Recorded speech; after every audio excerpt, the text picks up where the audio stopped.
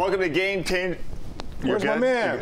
Welcome to Game Changers, where Kim Camper is sad today because Steve Goldstein isn't next to him. No, he's in New York City. He's following the Panthers right now. Guys, I hope you two show a little bit more fight today than the Rangers showed in Game 1 of the Eastern Conference Finals. Goldie, first of all, a little salty, those Ranger fans this morning, Goldie. How is New York? How's New York treating the Florida fan base? Well, you know, New York is great. There's some Panther fans that we've seen and we've run into, and they're certainly thrilled. But a lot of the Panther fans played it pretty cool. I heard and I saw they went incognito at Madison Square Garden to not stir it up. But, hey, the Panthers are one of the best road teams you'll ever find in sports, and they're loving the Big Apple right now. They got at least the one win. So game 2 is underway right now, but let me ask you this about Game 1. Did the Panthers just stifle the Rangers, or did the Rangers kind of just forget that the Eastern Conference Final started? Because even the broadcaster was saying they couldn't figure out what the Rangers were trying to do in that game. Well, look, you know, the Panthers play a type of style. We've been talking about this for a few years. It's not pleasant. It is not fun. There's no room. They're going to bang you. They're going to frustrate you. They're not going to give you anything easy. They get out of their own zone quicker than any other team. They make your defense turn and pound your defense and finish checks. So it's not a lot of fun. And the Rangers playing Washington in the first round, a borderline playoff team, and then Carolina that, you know, better than Washington, but not the Panthers. I think Game 1 was a little bit of a wake-up call for the Rangers that, hey, this is not going to be easy. They're not going to give you easy chances. You've got to work for it, and that's what the Rangers really need to wrap their head around, that, you know, this Panther team is a different animal, and they can beat you anyway. You know, Goldie, I'm watching the game. Look, I'm no Gump Worsley when it comes to hockey, you know. But I can watch games I see. It looked like they were playing a picket fence defense just inside the blue line, where every time the Rangers would try to come into the blue line, they had like 3 or 4 guys standing across, and they had little lanes they had to get in. They'd squeeze them, they'd push them back, they'd knock the puck out, you know, trying to forcing them to stay back from the goal and try to formulate some kind of a defense, getting around the Panther defenders right at the blue line. Well, Bo, that's it. That's the hard gap defense that Paul Maurice wants them to play. Very aggressive. Once in a while, you know, you got to make a tough decision. You could get caught. That's where you need the goaltender to come up big. But that's exactly the Panthers' defensive philosophy. And in that first game, and much like Game 6 against Boston and most of the Tampa series, they played it perfectly.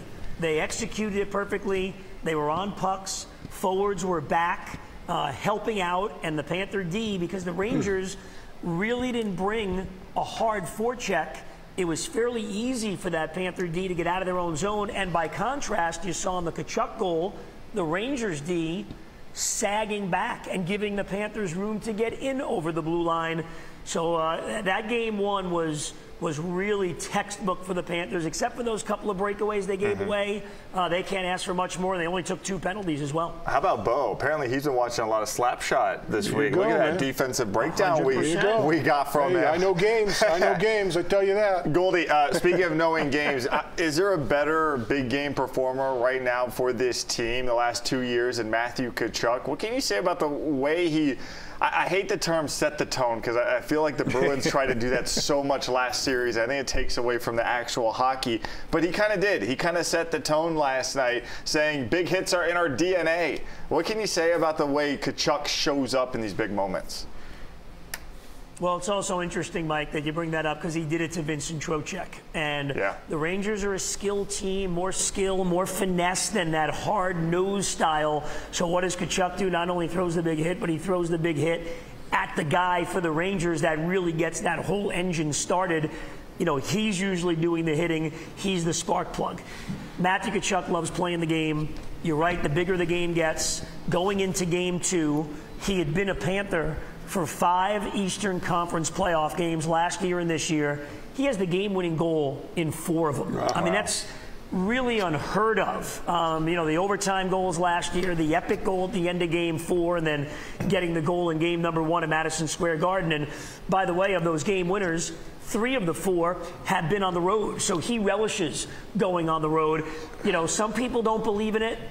I do. I think there are players that rise to the occasion and embrace the challenge when things are tough. And clearly to me, Matthew Tkachuk is that guy, hitting, scoring, do whatever his team needs in order to win the game. Goldie, what about I think one shot they had in the first period, going into the third period, I think they had 13 shots on goal. Then they kind of put a flurry on, but there was Bobby, without the stick, flopping all over, diving, laying out, stopping every shot they put at him. That was remarkable with him, what he did last night, or the night before.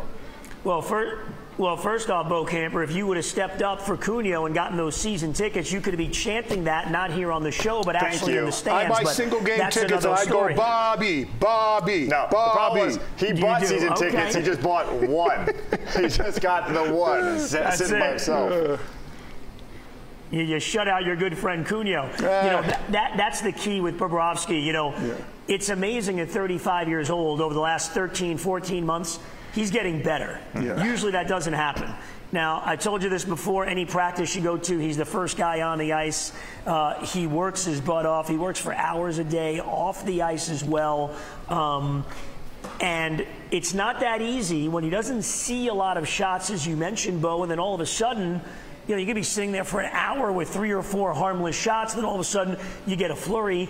That's where his professionalism comes in.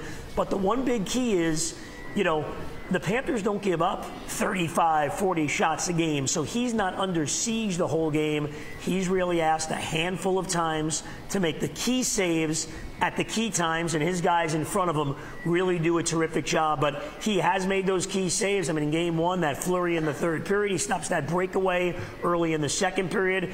He's been terrific, and right now he seems like he's in a zone like he was last year when they blew through rounds 2 and 3 to go to the Cup final. Goldie, one more thing before we wrap up this segment. The crowd at MSG in game 1, completely taken out of it. Was that maybe what? I know you've been there a lot. They look good during the national anthem. Was that one of the quietest games you've ever seen, that crowd?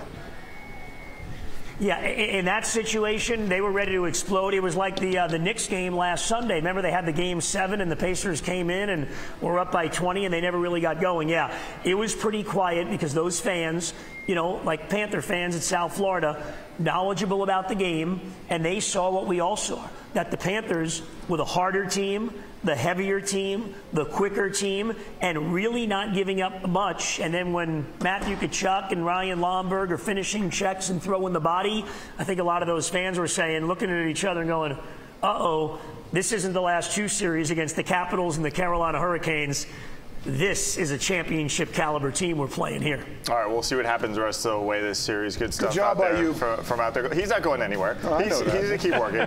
More to come on Game Changers. He may not be good in the next segment, so I'm just going to give him props when I can. Goldie wasn't the only one to skip town this week. No, Dolphins QB Tua Tagovailoa. Also, a little MIA. We'll get into that with Dolphins OTAs coming up next.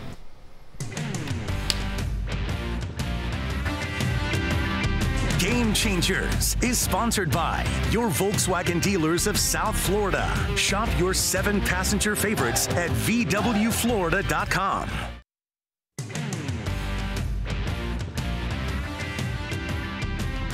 Welcome back to Game Changers. Mike Cunio alongside Kim Beaucamper here in South Florida. Oh, yes, we're talking about OTAs. Our good friend Steve Goldstein is out in New York. Guys, let's talk about Tua because obviously there's a lot going on here. He's up for a contract extension.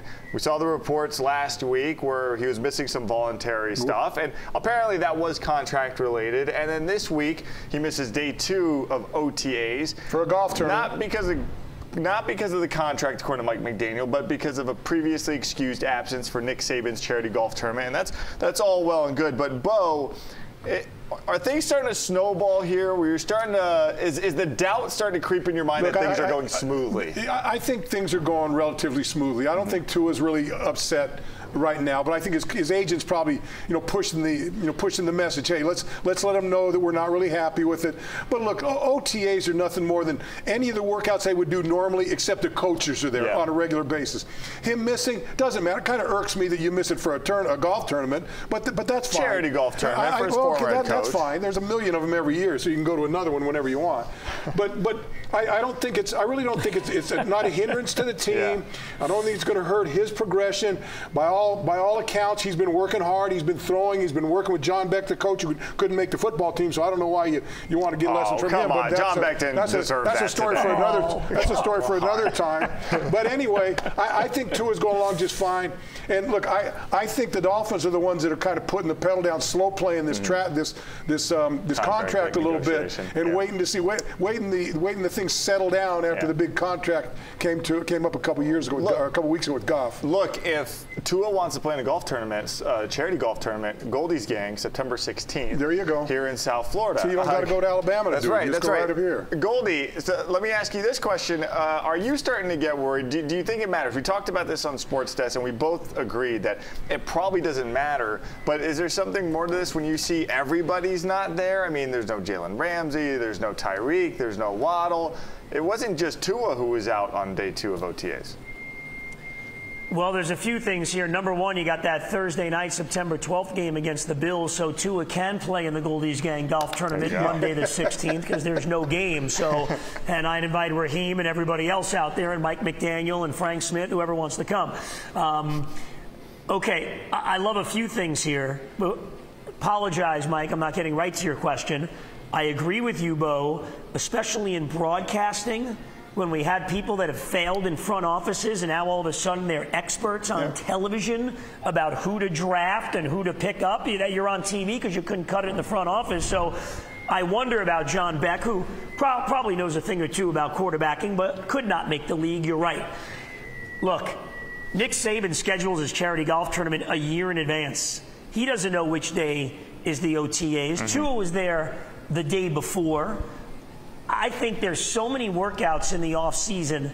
Personally, I think it's much ado about nothing. Now, in June, when it's mandatory and everybody's there and he's not there, if he's not, then I'd say, okay, maybe there's something, there's something to this. There's all kinds of practices during the season that these guys miss. And the way Tyreek and Jalen Waddle were limping at the end of the year, and as talented as they are, and they know this offense inside and out, I'm almost at the point where I don't want to see either one of them until that first week of September against the Jacksonville Jaguars. I mean, you don't want to get guys injured. And Jalen Ramsey coming off the injury. So, I think there's just too much dissection of these off-season, participation in workouts. And it's not every day. Remember, the media was allowed in on Tuesday, the day he wasn't there. He was there the day before throwing the football next to Mike White. Let me tell you what does bother me about these OTAs.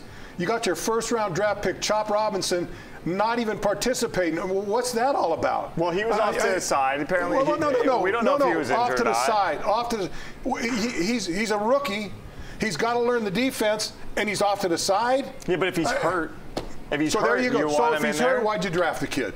Well, he could have gotten hurt in the first day of OTAs. So many times I've seen this Dolphin football team, and this goes back, I'm not talking about Chris Greer, I can go back to all these other general managers where they draft a guy in the first round and you go to training camp the first day and he's over on the bike training for the Tour de France or something like that instead of being on the practice field. Why'd you draft a guy if you know he's not going to be able to play until midway through the first? So I hope this is just a little bump in the road for Chop, but he needs to be the guy that needs to be taking as many reps as he possibly can and learning the techniques and the fundamentals. He's got athletic ability. He's got to learn to play the game. You don't know if he tweaks something. I don't care if he did or not. So but it's not like they draft him injured. They put a gingham blankets out there with picnic baskets. How are you going to get hurt out there? My gosh. Well, it's like the Jimmy Butler load management. Maybe Chop Robinson only has so many snaps in him.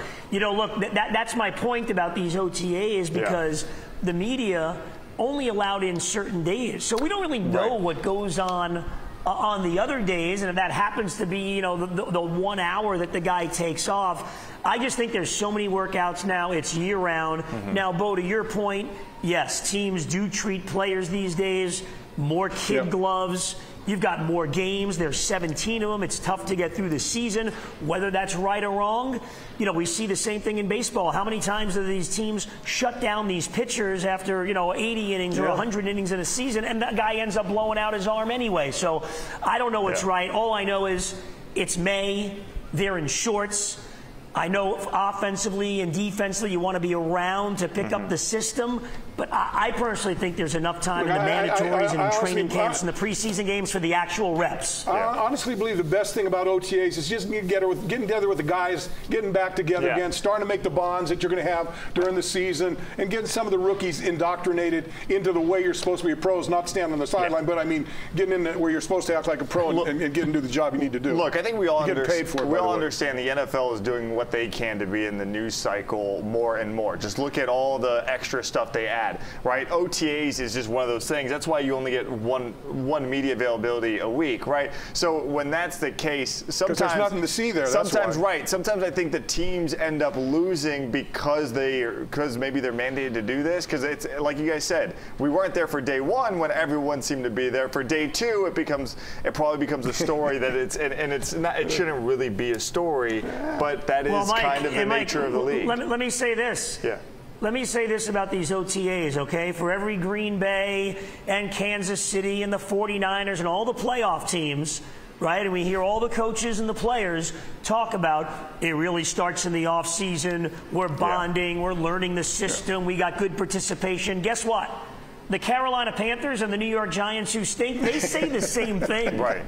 So I'm not sure what all of this is worth because, the good teams say it's not like the bad teams don't have anybody show up. They have the same participation. Right. Vets are vets, and that's what it is. You don't have an OTA, and you got guys going in probably lifting weights for about an hour, 2 hours, going on the field, doing sprints, running, doing all the things. You probably get more work on those days than you do these OTA practices. Yeah. That's what I would say. All right, we got to wrap it up, guys. Still to come on Game Changers. That's how Cunha got like that. We're talking about the Marlins. They're actually on the winning side. Okay, I'm done with both of you. Don't make me come to New York, Goldie. Don't make me come up there. We'll be right back.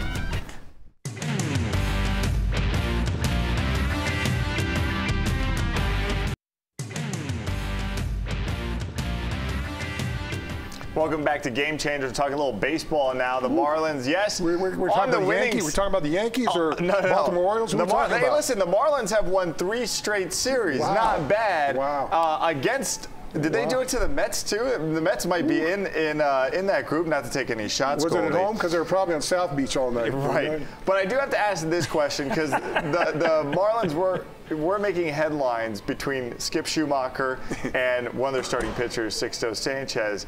Goldie, Sixto has had a rough time in these first innings, giving up 4 runs, 2 runs, 5 runs, whatever it is. But Skip said it's basically unprofessional that you're doing that. Are you okay with Skip? Any Skip, but our Skip going in this hard on a starting pitcher? I'm not okay with it. I'm thrilled about it. Okay? Because somebody in that organization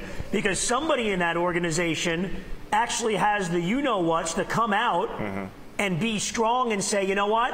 We're not okay losing 110 games this year. We're not okay with being a developmental franchise for the big market teams or anybody else and going and dumping Louis Arise for nobody.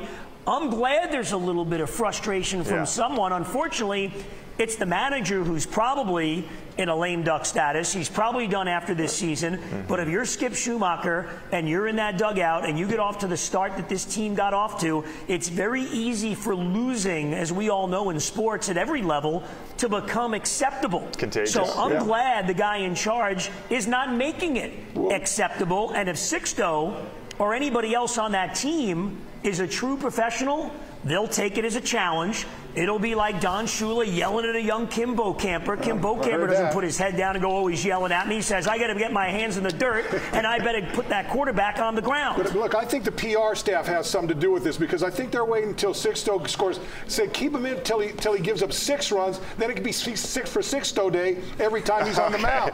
You get half-price tickets. Everyone feels it. Can he get to 6 on 1 inning? Can he get to 6 runs in 1 inning? You get the Whopper Jr. Six special. 6 for Sixto. Let's go. Look, I agree. And kudos to Skip because at times it seems like he's trying to win in spite of what the front office has kind of done to that roster. It was an absolute joke that they traded Luis Arias because if they say, oh, we're building towards the future, we need the piece. That is the piece. That is a piece to build around for the future. For him, you're right. He's probably going to lose his job this year, but he's still he's coaching for another job. Yeah. So if he just lays down and let these guys walk over him. No one's going to give him an interview. No one's going to want to. He's got to coach like he's coaching a team that's going to the World Series. Yeah. Because if he's not doing that, his chance for getting another head manager's job is going to be very, very, very slim. I love the feisty Marlins talk on here on Game Changers. Wish we could do it for like 3 more hours. But we got to go. We'll be back when we come back. Is Caitlin Clark's slow start to her WNBA career worrisome? We'll talk about that next. Woo.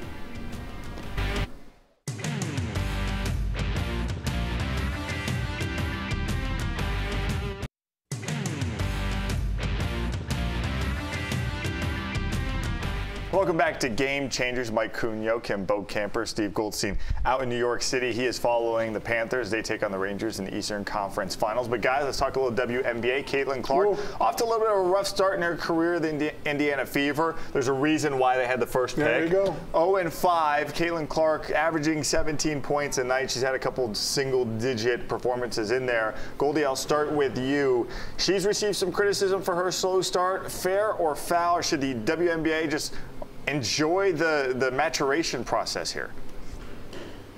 Well, first off, she was up here in New York City last weekend, so I didn't get to see her, and that's part of the reason she's got the slow start. I was there for some Skip Schumacher-type inspiration. Unfortunately, you know, we talked about this, and I'm not taking anything away from her, but the disparity in women's college basketball between those top players and everybody else, it's a pretty wide margin. Say what you want about the WNBA. Now she's in there in a league. They are professionals. They are the best of the best. You've got a lot of more experienced, older women in that league and older players and coaches that are pros that you know. These other players are kind of licking their chops. They're saying, how can we stop her? And that happens in all sports. Michael Jordan walked in. Took him 7 years to win a championship. Took till Scottie Pippen and Phil Jackson got there to win a title. So you know the WNBA is hoping, my opinion, that this is short-lived, that they want to see her light it up soon. And as you guys say, I'm sure none of us are expert on that Indiana Fever roster, but they finished last in the league last year and got her for a reason. You got to look at the whole. She just came off of a national championship run. Didn't win the national championship, but just came off of a full college basketball season, played into the final game of the year, and then a few weeks later, now she's on the court with the pros out there. She's had endorsement deals, commercials, everything going on in her life. And look, when you look at her on the court, she's slight. She's thin, she's skinny, and they got those girls out there that are they're strong girls out there. They've been playing in that, like you said, they've been playing that league for a while. They've built themselves up, and they're tough girls out there playing. Look, I've been watching a lot of those games. They're tough. It's not really good basketball, but they're tough individuals playing the game out there. And she's got to get a little bulk on her. I think she's got to get a little strength on her. But that's going to take some time. She had really no off season. These girls are coming in fresh, and she's coming in off of a big season, in college basketball and everything else that's gone on with her life. I like that LeBron came to her defense because LeBron, as you mentioned the Michael Jordan thing, LeBron's been through this. He had more expectations than anyone. Yeah. It's going to take a little while, but good to see she's kind of, I think, getting her feet under her. There's a little fire out there on the court as well. All right, guys, thanks so much, Goldie. Enjoy the rest of your time up in New York. Where are you going to eat up there? Where are you going to eat tonight, Goldie? Where are you eating tonight? Pizza. You going to Sbarro's? Yeah. It's going to be pizza. I'm going to bring you home some bagels, and I'll see you Sunday afternoon at Amerant Bank Arena. All right, Goldie, we'll see you there. Thanks, both. Thanks, Goldie. We'll see you next time on Game Changers.